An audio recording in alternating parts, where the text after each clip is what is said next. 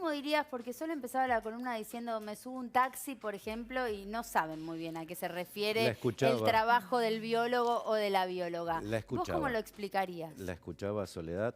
Lo primero que tengo que decirte, seguramente esos taxistas que hacían referencia a vincular que estudiabas biología con las orcas y las ballenas, se le caían varias sotas en la edad, porque, claro, la biología marina permeó muy fuerte en la sociedad con la divulgación científica de Jacques Cousteau, Claro. con todos sus documentales. Y eso fue cambiando a lo largo de los años. Por eso te digo que esos taxistas eran personas mayores.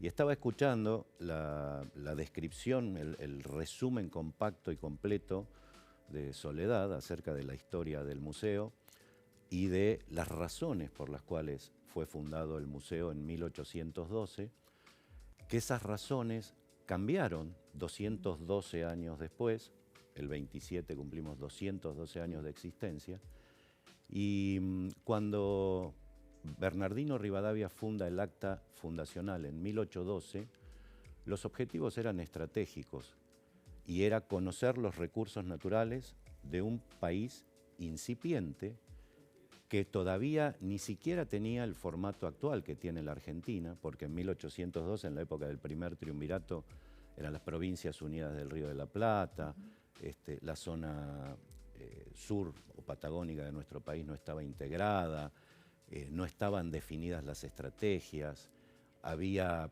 tensiones políticas entre la corona británica, España, Portugal, que tenían intereses sobre América del Sur, y esos intereses son los mismos que están en tensión hoy, son los recursos naturales. Entonces, en aquel momento, la visión de Rivadavia, y cuando vos decías el primer presidente, claro, fue el primer presidente de nuestro país, por eso el sillón del presidente se llama el sillón de Rivadavia, y a mí se me erizan los pelos de la nuca cuando veo entrevistas a chicos y chicas jóvenes que les preguntan quién fue el primer presidente y dicen cualquier cosa, ni siquiera con la muletilla de saber que el sillón presidencial es el sillón de Rivadavia porque Rivadavia fue el primer presidente. Entonces eso cambió después de 2 siglos de existencia. Y como bien explicó Soledad, hasta 1823 no existía un lugar físico en donde reunir ese material. Ese material buscaba tener un inventario de los recursos para una nación incipiente, como dije.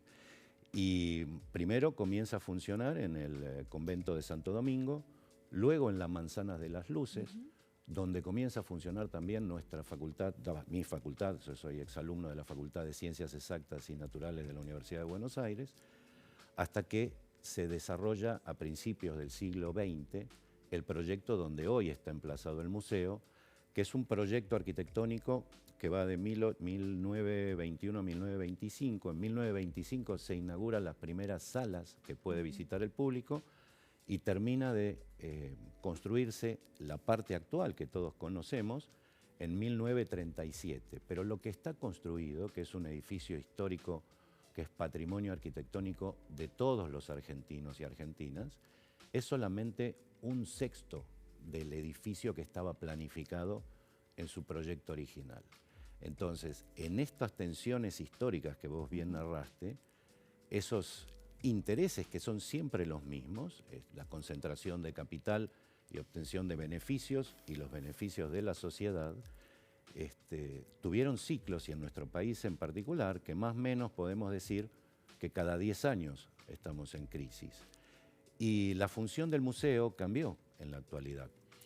Nuestra responsabilidad es desarrollar investigación, incorporando herramientas nuevas, como la especialidad de Soledad, que son herramientas moleculares, genética, estudios de química relacionados con la contaminación ambiental. Pero y los ¿cómo? profesionales que allí hacemos nuestro trabajo, desde el CONICET, porque desde hace casi 29 años somos unidad ejecutora, es decir, un instituto de investigación funciona dentro del museo, de dependencia directa del Consejo Nacional de Investigaciones Científicas y Técnicas, están capacitados en todas estas áreas para hacer estudios de impacto ambiental, programas de remediación ambiental, asistir también a la justicia a través de nuestro programa Una pregunta, de Luis, Ciencia y ¿cómo Justicia. hace funcionar un museo? Digo, para ir un poquito más a Digo, porque la idea es dar a conocer, vos estabas diciendo, los recursos naturales. Sí. ¿Qué es lo que no puede faltar en un museo? ¿Cómo tiene que funcionar para que sea accesible al ciudadano común y se pueda entender y se pueda conocer? Es un museo argentino, sigue siendo un museo nacional, es decir, que tiene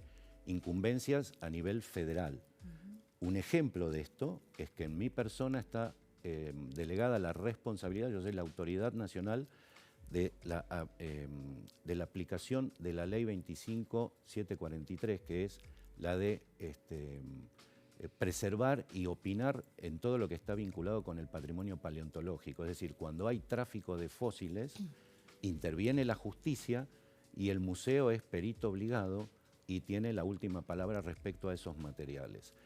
Eso es la responsabilidad que tenemos en relación a la justicia, por ejemplo, ¿no? A lo que es el tráfico de fósiles. También hay tráfico de fauna, hay tráfico de arte, etc. Y entre nuestras funciones, el museo es la vitrina hacia la sociedad.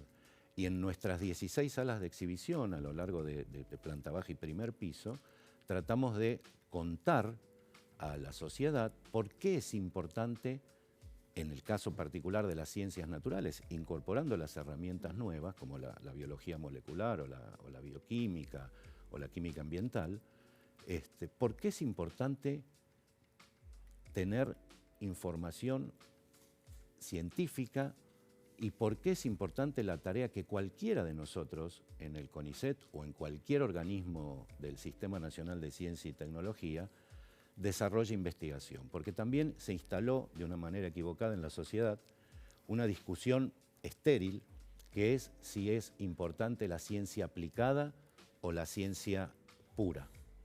Y la verdad que es estéril, ¿por qué? Porque los grandes avances de la ciencia que permitieron beneficios a la sociedad, lo que pasó con la pandemia es un ejemplo, provienen de descubrimientos que ocurren sin intención y al azar. Soledad y yo, cuando publicamos un artículo científico y cualquier colega, lo hacemos después de muchísimos fallos. Cuando sale un artículo científico publicado, que es la manera en que nos comunicamos entre científicos y científicas, detrás hay un montón de fracasos. Y la verdad que buscarle utilidad a la ciencia, desde el punto de vista de dónde es importante, ahora que en la cloaca de las redes, que ahora se llama X, todos se ponen a opinar acerca de si es importante las ciencias sociales o no son importantes, y lo hacen desde un lugar de una ignorancia supina vergonzosa, está vinculado con esto. La ciencia es buena ciencia o mala ciencia, y para eso tenemos mecanismos que nos auditan todo el tiempo. Sí. Y cualquier organismo nacional del Sistema Nacional de Ciencia y Tecnología tiene su forma de auditar. Sí, no, todo el tiempo estamos dando exámenes. También es cierto que hay mucha ignorancia respecto de todo lo de verdad aplicable que es la ciencia. Pero por supuesto, mira, yo doy un ejemplo. No lo sabe todo el mundo. Yo doy un ejemplo que está más cerca del área de Soledad que de la mía. Si yo te digo a vos, ¿te hiciste una PCR? ¿Vos qué me contestás? Que sí. ¿Y sabés lo que es? Sí. No los detalles académicos, sino para qué sirve, para qué te haces una PCR en la pandemia o después de la pandemia. Era para detectar si... Para saber qué tipo de cepa de COVID tenés. Sí. PCR significa Polymerase Chain Reaction en inglés, que es cadena de reacción de la polimerasa.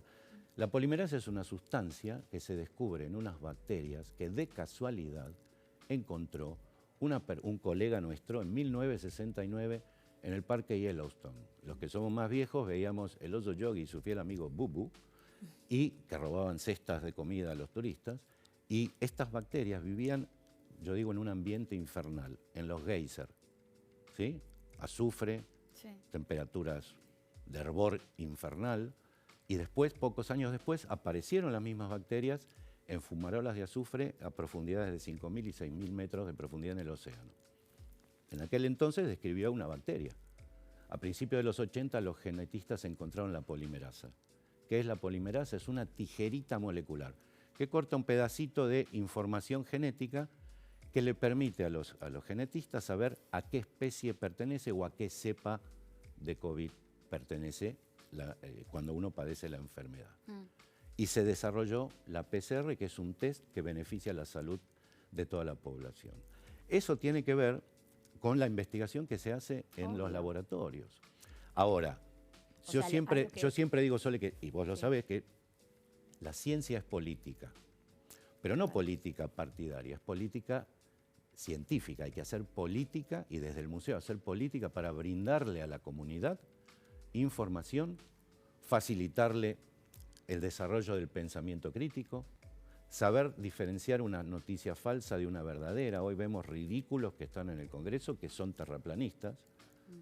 Entonces, esa es nuestra responsabilidad, la de Soledad y mía, de contarle al público por qué es importante la ciencia. Pero además está en la Carta Magna, el artículo 41 de la Constitución Nacional, expresamente dice que el Estado es responsable de proveer los presupuestos mínimos para garantizar a las generaciones futuras vivir en un ambiente sano.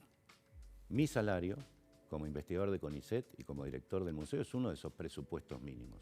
Los fondos propios con los que estamos haciendo el cambio de paradigma y de perspectiva del museo, que estamos por inaugurar una nueva sala y poniendo en valor todo lo que allí se exhibe, es por la entrada que paga el público. Y nosotros tenemos la responsabilidad de administrarlo, en mi caso, de la mejor manera posible para darle una mejor oferta. Y que el público no solo quiera venir al museo a aprender, sino también el que no quiera aprender, que venga a entretenerse. El museo ahora, nuestra estrategia o nuestro programa institucional es mostrarle al público que está vivo, que siempre hay actividades, que siempre no te alcanza el tiempo para conocer o ver lo que hay ahí. Sí. Y vincularlo con las... ¿Qué respuesta encuentran del público en el museo? Maravillosa, maravillosa. Estamos incrementando el seguimiento en nuestras redes sociales, incrementamos muchísimo la visita del público gracias a gestiones que hacemos con otros colegas. Por ejemplo, ahora hace un mes o poco más, trajimos dinosaurios animatronics, que antes pertenecían a Tecnópolis, a la parte feriante federal, y como ahora el paradigma de la sociedad no hay plata, cuando en realidad es una fake news, y eso Soledad lo sabe mejor que yo, porque es miembro fundadora del grupo de fake news o de noticias anti-fake news de CONICET, lo pudimos ofrecer al público y el público se siente atraído. Y a partir del próximo sábado van a poder ver una sala de casi 500 metros cuadrados nueva sobre el agua. Y el agua es uno de los elementos indispensables para la vida. El agua en todas sus formas, Desde por qué es importante, el agua dulce, el agua en los humedales, el agua en el mar, en el océano profundo, el agua como concepto porque somos agua y somos océano porque el planeta está recubierto por océanos, menos del 2% de la superficie del agua que está en los continentes es agua dulce y se está arruinando y es limitada. Entonces, nuestra responsabilidad es que el público venga, aprenda, conozca y se entretenga. Por eso en mayo hicimos un ciclo de ciencia y tango. Eso te iba a decir. Sí, claro. Bueno, primero que se concientice, que importante también el lugar del museo para concientizar a la sociedad sobre, por ejemplo, la importancia del agua, un recurso que se puede agotar y que hay que cuidar. Y bueno, estos encuentros a mí me parece que están buenísimos, como el del ciclo de tango, que encima también intervienen científicos y científicas, ¿no? Absolutamente, por eso fue un ciclo en mayo de ciencia y tango, que a todo el mundo lo recibieron con estupor o con asombro, porque ¿qué tiene que ver un tango de Discépolo con la ciencia? Y sin embargo había científicos que te contaban qué tiene que ver la letra de los tangos de Discépolo, los que cantaba Gardel. Y te contamos, Lu, que tocaban ahí mismo en el museo. Pueden en ver la sala de en los las redes dinosaurios. Que están en las salas de los dinosaurios tocando las orquestas. Porque como ya está remanido en los que hacemos divulgación de la ciencia, yo disfruto mucho que sea Soledad quien participa con vos, Lucila, en esta entrevista, porque me veo reflejado. Soledad es mucho más joven, y yo empecé con la comunicación de la ciencia hace más de 25 años atrás, cuando nos consideraban locos y que perdíamos el tiempo, ¿no? ¿Cómo vamos a hablar simple para que el público comprenda lo que es el ADN o lo que es un meteorito o lo que es un cachalote capturando un calamar gigante a más de 2 kilómetros de profundidad? Y la verdad que es nuestra responsabilidad, porque los presupuestos mínimos pagan nuestro salario, pero además, Sin ciencia y tecnología, hoy, en el siglo XXI, no hay país que tenga futuro. Y nuestro país tiene dos leyes que son fundamentales, que son la Ley de Financiamiento de la Ciencia y la Tecnología, que fue aprobada por unanimidad en el Congreso y tiene por objetivo que en 2032 el 1% del PBI esté designado a ciencia, que es nada. Los países que admiran, los que nos... Sí. Todo el tiempo, los que quieren recortar la ciencia. Los que quieren recortar la ciencia invierten entre el 3,5 y el 4,5% de su PBI. Y la verdad que vuelve a la sociedad con beneficios como la PCR, con beneficios como el desarrollo de vacunas propias, sí, satélites. Por eso yo hablaba mucha ignorancia, porque yo creo que en la pandemia, lo hablábamos acá muchas veces con Sole, fue un momento en el que, no sé si todos, pero muchos, tuvimos más de cerca la importancia de los desarrollos científicos. Absolutamente. Digo, como que nos salvó. Sí. Por donde lo quieras ver, nos salvó la ciencia argentina, digamos. En el desarrollo de la vacuna, en el desarrollo del... Por donde lo quieras ver, Lucila, y desde principios de los años 50 a la fecha, un país que invierte en desarrollo de ciencia, tecnología e innovación va a desarrollar una mejor salud, mejores puestos de trabajo de mayor calidad y capacitación, va a desarrollar una mejor educación, va a tener un pueblo informado que va a saber defender sus derechos, que no va a deglutir fake news y que no va a autodestruirse. Por eso, en medio de tiempos difíciles, yo estoy orgulloso y quiero destacar que la gran mayoría del personal del museo y autoridades de CONICET, y en todas sus instancias, el directorio, el presidente de CONICET, la presidenta anterior, las distintas gerencias, están acompañando esta iniciativa de poner en valor al museo porque buscamos que sea la cara visible hacia el público de las ciencias naturales a nivel federal, es decir, de todos aquellos y aquellas que desarrollan trabajos vinculados con las ciencias naturales en la Argentina y que pertenecen a nuestro organismo, ¿no? Que es el CONICET. Saliendo un poco del museo... Y me faltaba la segunda ley, sí, la primera de la que te mencioné que fue aprobada, y la segunda es el Plan Argentina 2030, que tiene muy en claro los objetivos para un desarrollo con soberanía, con desarrollo propio y con mejora en la calidad de vida. Claro. Si hay ciencia, tecnología e innovación, hay mejor calidad de vida para toda la sociedad. Saliendo, digo, un poquito del museo, ahora vamos a volver, pero quiero ahondar un poco en tu historia personal también. Bueno, ahora la tele hace eso, nos en la historia expone. Personal. Me imagino que hubo un momento en el que decidiste ir por acá, tu camino profesional de biólogo, y ya que estamos hablando justamente, todo esto fue por el Día del Biólogo, ¿cómo fueron esos inicios? ¿Vos recordás qué te llevó a elegir esto que elegiste? No solo lo recuerdo, sino que tengo el souvenir. ¿Cuál es el souvenir? Yo tenía 7 años y en una de esas escasos paseos de la mano de mi padre a lo largo de mi vida, una fue decidir llevarme él un sábado al Museo de Ciencias Naturales de La Plata, que lo considero nuestro museo hermano. Tomamos el tren, llegamos al Museo de Ciencias Naturales y lo forcé a recorrerlo 4 veces. ¿Vos qué edad tenías, dijiste? 7. 4 cerquita veces de los 8. Sí, porque hacía frío, así que fue a fines del otoño, un sábado de sol. Y después de forzarlo a mi papá, que ya estaba harto de ver las momias egipcias, los dinosaurios, las ballenas, los delfines, los elefantes, las rocas y las plantas, me dijo, bueno, nene, volvamos a casa, por favor. Le digo, bueno, bárbaro. Y me compró un regalito que era un cangrejo de nuestros, de la zona de San Clemente del Tuyú, que estaba en un frasquito con alcohol y decía el nombre científico, ya ni se llama así, solo era Chasmagnatus granulata en aquel entonces, sí, que todavía lo conservo. Salí de ese museo con 2 certezas. Quería ser biólogo y trabajar en un museo. Qué impresionante, a los 7 años. Wow.